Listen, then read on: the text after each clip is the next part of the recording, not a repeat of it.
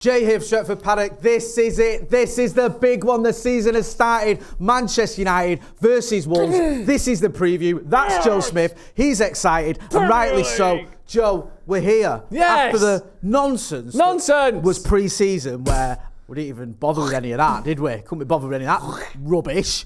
Now we're into the real football. The meat and two veg of it all. Exactly, yes. You know, football, cock and balls. Love it, yes. We're playing Wolves, which is what we do at least 12 times a season. Yes. At Old Trafford. Yep. Looking forward to a bit of this one. How important is it for you, good sir, that we get off to a good start against a team which, if we're being brutally honest, will do well to survive relegation? It's crucial. And I'm going to sort of drop it down to a sort of realistic level now. Okay. It's absolutely crucial. You typically, in the era of Manchester City, as much as it pains me to say it, we are firmly in the era of Manchester City in the Premier League. Yeah. Vomit-inducing stuff, but... The era of cheating, then? Truth nonetheless, yes. The era of not abiding by the rules? Yeah, in the post-cheat era, nice. You don't win the league by sneaking up on Man City.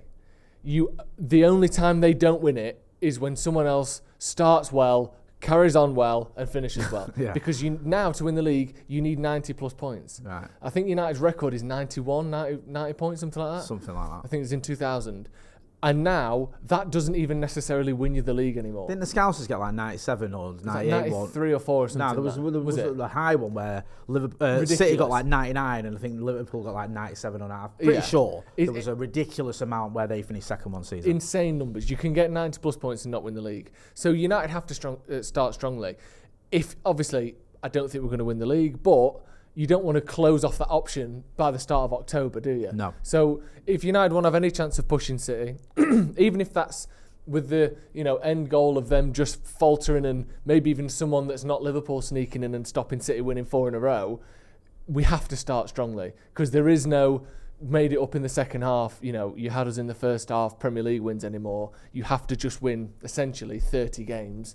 And try and get enough points. So it's crucial we start strongly. Also, as well, if top 4 race is going to be difficult. Yeah, and at least if you're going towards a sort of title race and you fall short of the title, you more than likely you've made the top 4, which is going to be difficult to do this season when you look at the amount of teams who've sort of improved and rebuilt or added strong players to the squad.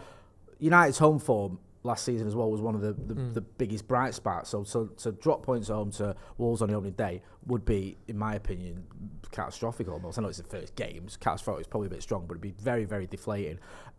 One player who came in the summer was Mason Mount. Yeah. Was a bit of a surprise because I don't think, before we got linked with him anyway, anyone saw that coming. Manager obviously wanted him. Had 1 year left on his deal. We know why we got him and how we got him.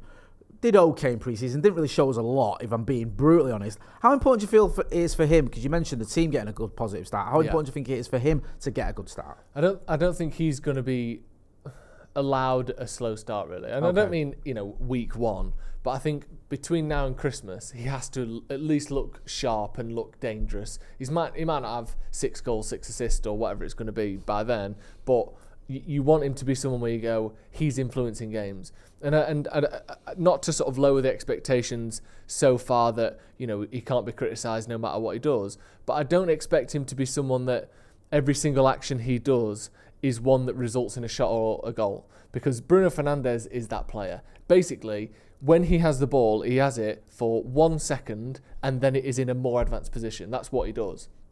Mason Mount is a bit different to that, where his high pressing is fantastic. His pressure off the ball is fantastic. He's someone that is going to play a little bit deeper and build things up from the back. And we saw some little routines, and he was on the end of it, funnily enough, and missing that chance in the pre-season game against Lens, where United played phenomenal football to bring it out from the back. Onana chipped it to Dalot inside. Then Bruno Fernandes was one of the best passes I've ever seen out to Garnacho. Yeah. But Mason Mount is going to be crucial in that sort of interplay, because for too long at United we've had certain players who are leaving the club now where things break down on the edge of our own 18-yard box, and against teams like Wolves, funnily enough, we've conceded goals from that. Mason Mount is going to make a massive difference in how we build out from the back. So he's not just a goals and an assist machine. I think we've got to look at the bigger picture of what he does. But he has to start strongly, because otherwise the sort of social media vultures will, peck the living daylights out of him. Because any time United sign someone, if they don't get 20 goals and assists, they're shit, which obviously isn't necessarily the case. No, I mean, Anthony did it the other way around, and he got a load of goals in his first few games and stopped. And then the vultures who've been circling, waiting, was straight on him. With all that being said, we've actually, and I think this is kind of indicative of where the team is at the minute. This happened a few times last season as well. Obviously, it's a different team this time round, but we've gone for the same predicted 11. So I'll let you talk us through our predicted 11, and you can sort of explain yourself. Yeah, so we've got Onana in goal. I think currently, isn't he our only fit goalkeeper? Who's even going to be number 2? Well, Tom Eaton. He's injured. Oh, is he? Yeah. Oh, right, I see. Tom Eaton's injured. Mr. Current Affairs. Dean Henderson's injured. Kovar's just been sold. And Nathan Bishop's been sold as well. And Nathan Bishop's been sold. Am I back? Oh, hang on a sec. We filmed Transfer Review today. Yeah. You never guess who I saw outside Hotel Football. Roy Carroll. Shut up. Really? Potential short-term loan, methinks. Potential exclusive. Let's put it this way. United don't have a second choice keeper. Roy Carroll is in the vicinity of Old Trafford. So if you see him, right, and I'm not saying put 10 quid on it, put 50 pence on it. He were there. 40 pence on it. I don't know. Anyway, I don't know who our backup keeper is, but it's definitely Onana who's starting. Back 4. The only question mark is right back, but it seems like Wan-Bissaka's just nudged ahead, doesn't it? Yeah. Dalot, it's got to be Varane, Martinez and Shaw. Words on that? Thoughts on that? Yeah, I think Aaron Wan-Bissaka, towards the end of last season, sort of showed what he's about. Yeah. There's still question marks for me around him. I think he does need to kick on a little bit. Not just going forward. Everyone goes, in Wan-Bissaka, it's just about going forward. It isn't. There's certain times he switches off. He does. Yeah. And he needs to get that out of his game, because as long as he's on it, he's the best defensive right back in the world. Yeah. So I think that back 4 or back 5 of Onana, Wan-Bissaka, Varane, Martinez and Shaw makes sense. Midfield 3, we've both gone Casemiro and then Mount, basically the change for Eriksen from last season, isn't it? And then Bruno Fernandes in front. If he's given a choice and if everyone's fit, I feel like he might just go with Mount. And I think it'd be a bit of a call as well to bring someone in for 60 million quid and not start him at Old Trafford on the opening day against a team that, we'll get to Wolves in a minute, but it's not exactly the toughest opposition. Struggling at the minute, aren't they? Yeah, and they're struggling before the season even kicked off, just with the state that the club's in. Front 3, talk us through that. Yeah, I think the only question would be Sancho. Yeah. Because he has featured a lot in pre-season, but then he's featured primarily in this sort of number 9 role, which I just can't see him starting ahead of Rashford in. No. So we've both gone Anthony on the right again. He's come back in and he started those games. Rashford down the middle and Garnacho on the left. I think you could maybe see Sancho in either of those wing positions, but I just don't see him starting down the middle, because how are you going to keep Rashford out of that position when he scored 30 goals last season? I think, maybe there could be a change there, but I think it'll be Garnacho. I think he's so good on the break, and United, whilst we play high possession, we force these sort of mini counter-attacks, these mini breaks, don't we? Yeah. By playing out from the back so quickly, that Garnacho's speed is going to be crucial, and Sancho just doesn't really have that. Anthony, again, he's not the quickest, but he's got a bit more of a turn of pace than Sancho, and I think Ten Hag seems to like him. What is that, front 3? Yeah, it makes sense. I mean, listen, I know Martial, people saying Martial could play, but he could do. I mean, he picked him towards the end of last season. I just think the amount of injuries he's had, he's going to be way down the pecking order. Yeah. Marcus does play better on the left, but he can play down the middle, and I think with the lack of options we've got, obviously no Højlund at the minute, then I think he's going to go down the middle, and I think Garnacho, although I do like him as an impact sub, I haven't got any qualms with him starting, because he's a very, very talented individual. Yeah. And Anthony, you've already mentioned, I mean, he looks relatively sharp in pre-season. He seems to get better as pre-season went along, and also we spent a lot of money on him, so I don't see him not getting picked if he's available. What do you make of Garnacho? Is in the last few months, he's sort of come back with as the kids are saying these days, a little bit of main character energy, hasn't he? I like He's got the new haircut. Yeah. He's got all the new teeth. Yeah. He's I don't know, something's going on here. I like he's sort of transforming, isn't he? Confident, a bit of swagger. Yeah. I think sometimes the problem with Sancho is not that he's not got teeth and hair. It's the fact that he doesn't look like he's got a bit of confidence. Just to clarify, he has got teeth and hair. Just not new ones. Yeah. But he doesn't look like he's got confidence. Garnacho is Mr. Confident. He's Mr. Give me the ball. I'll have it. I want to get at that defender. Yeah. Even Anthony is the same. He's like, his finishing might be woeful, but he wants to have a shot. He wants to run at the defenders, and that's what you need from your attackers and your wingers. Like, let's talk about Wolves, because this is a club that somehow managed to implode before the season's even started. Yes. Julian Lopetegui left. I think he walked because of lack of investment. They've replaced him with Gary O'Neill, who did a very good job at Bournemouth, I thought. He was unlucky not to keep his job there. the sort of the usual suspects that you associate with Wolves, your Conor Cody's, your Ruben Neves's, your Adama Traore's, have all gone. Yeah. And it just feels like it's a club just is almost given up. They're in a strange position, aren't they, where for once United, or just the game generally, might have more than one goal in it. Yeah. I think, 9 of the sort of 14 games that we've played against Wolves have had neither team scoring more than one goal in them.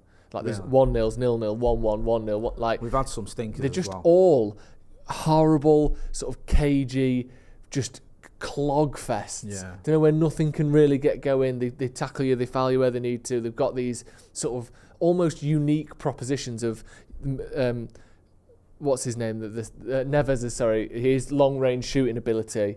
You've got Traore's sort of like comic book strength and speed that seemingly doesn't work against anyone except United. Like, Neves is a bit like that, it's always like, Neves loves a goal from long range. He doesn't. His record isn't that great. He just does it against United. Yeah, and they've all left now. I think Traore's been targeted by Fulham, but he's not going to be playing for Wolves. So maybe we'll see a slightly different version of him, and maybe we can get a few more goals in. But yeah, the manager leaving on the dawn of the season is never a good idea. And no offence to Gary O'Neill, and I would love him to prove me wrong. Love it, but I think doing a very good job at Bournemouth, but very much an escape job, isn't necessarily going to fill a Wolves team that not so long ago was challenging for European spots.